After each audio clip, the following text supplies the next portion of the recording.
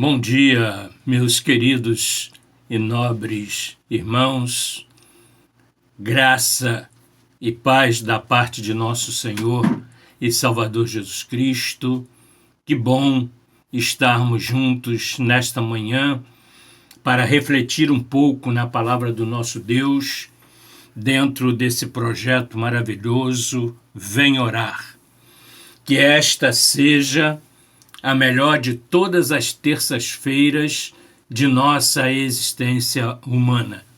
E para que isso se concretize, nada melhor do que estarmos fundamentados, alicerçados na palavra do nosso Deus. E nesta manhã, querido, nesta rica oportunidade que Deus, o Pai, nos concede, eu quero refletir com os irmãos sobre a temática de que é tempo de orar. Tempo de orar. A palavra do Senhor nos ensina, através do pastor Paulo, que devemos orar em todo tempo. E esse tempo que estamos hoje vivendo nos chama a esta realidade, que é tempo de orar. Por que é tempo de orar?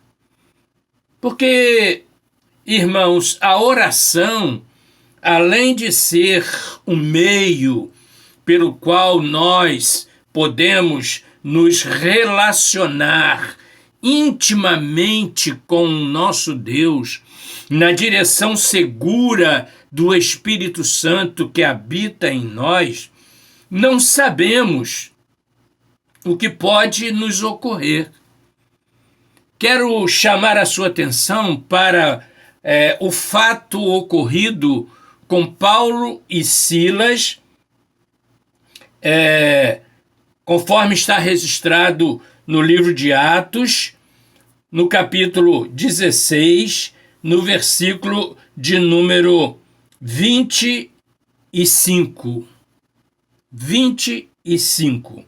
Diz o texto que por volta da meia-noite, Paulo e Silas oravam e cantavam louvores a Deus, e os demais companheiros de prisão escutavam.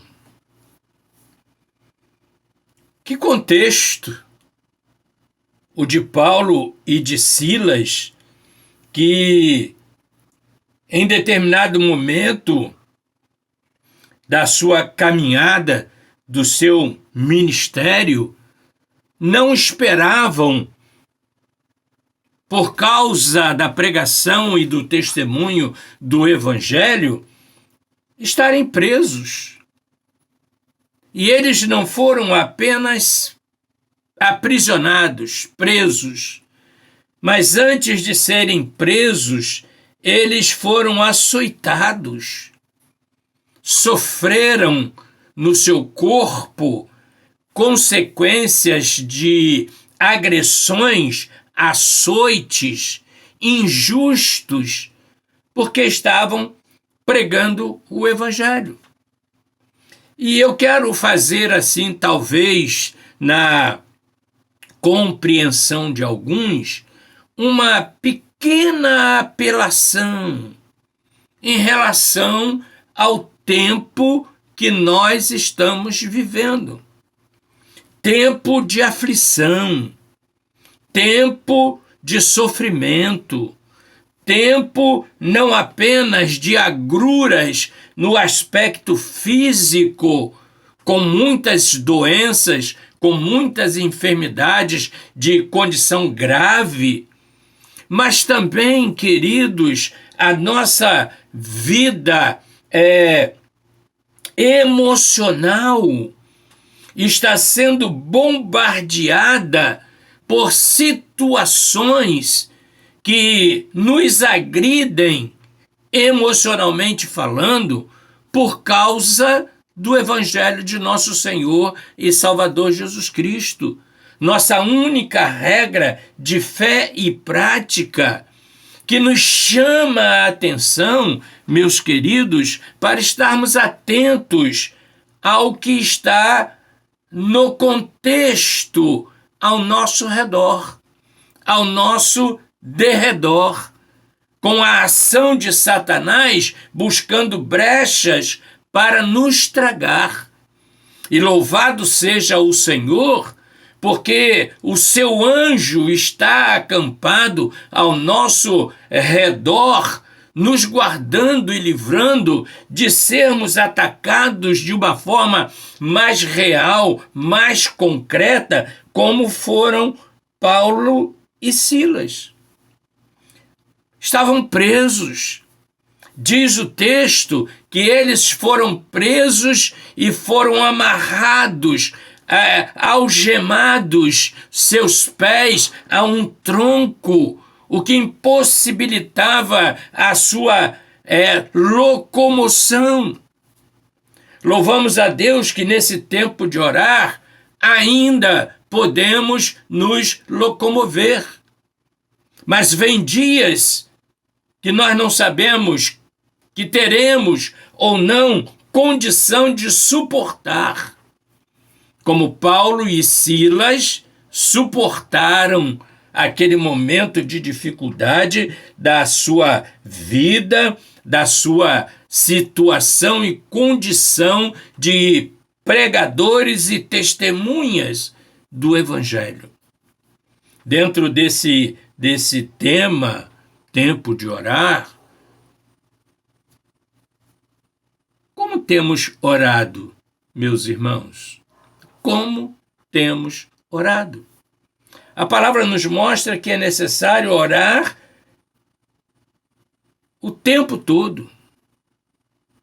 Porque esse tempo que estamos vivendo e que está antecedendo a volta de nosso Senhor e Salvador Jesus Cristo, o que exige de nós maior atenção aos sinais que estão já indicando que a trombeta vai soar a qualquer momento, e para que nós possamos ouvir o som da trombeta, é preciso que estejamos vigiando e orando o tempo todo.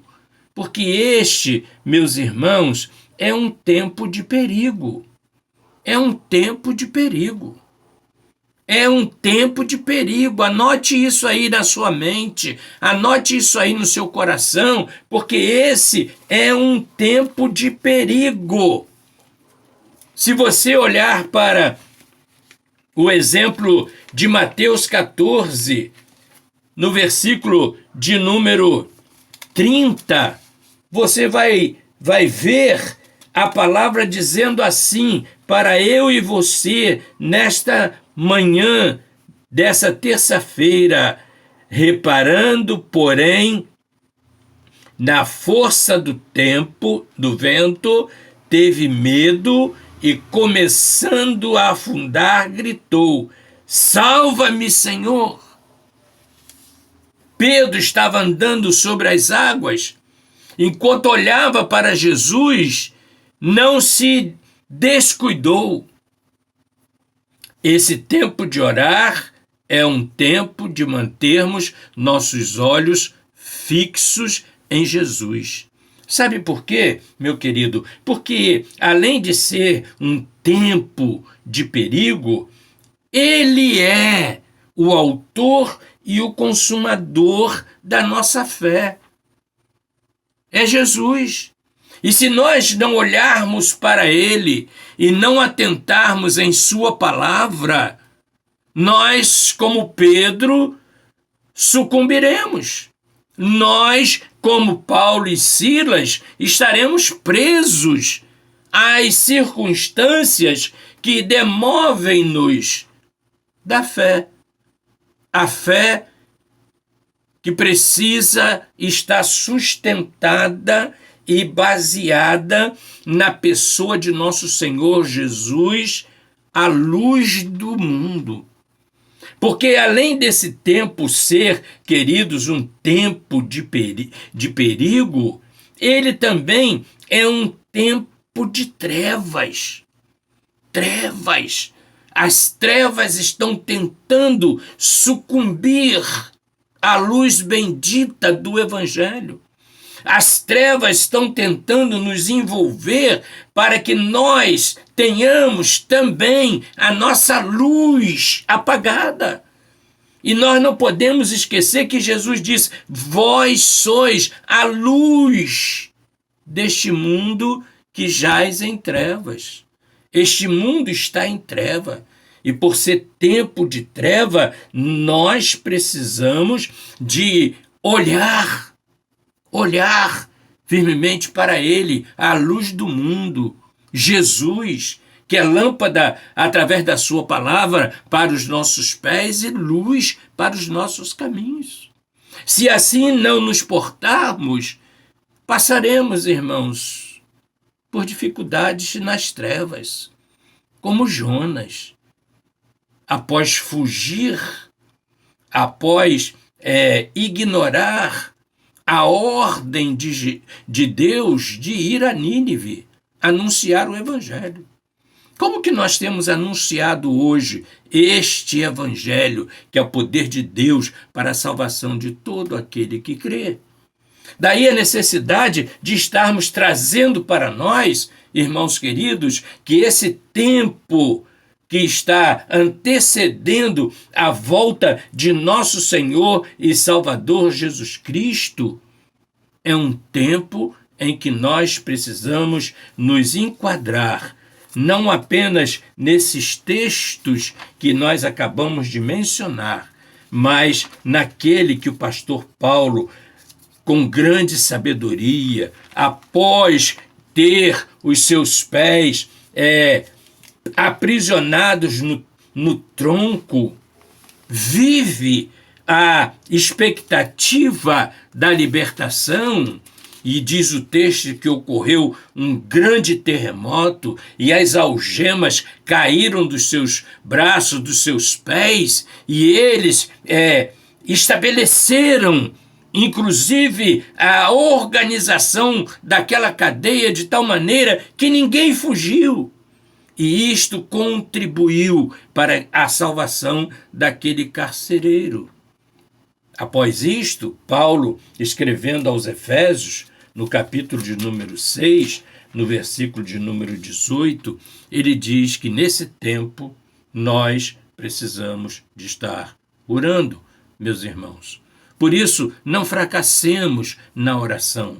Por isso, não deixemos de orar o tempo todo, invocando a direção segura do Espírito Santo Consolador, que vai nos fazer agir e proceder como o pastor Paulo nos diz aí no versículo 18 do capítulo 6 da carta aos Efésios, dizendo assim: orem em todo tempo no Espírito, com todo tipo de oração e súplica, e para isto vigiem com toda perseverança e súplica por todos os santos.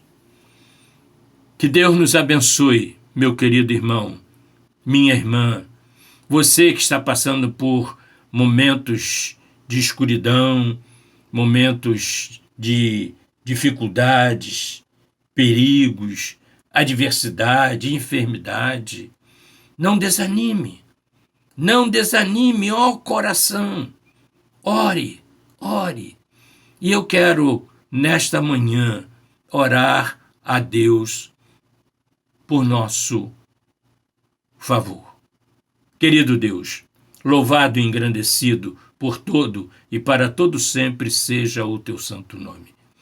Muito obrigado por esta oportunidade de refletir na tua palavra.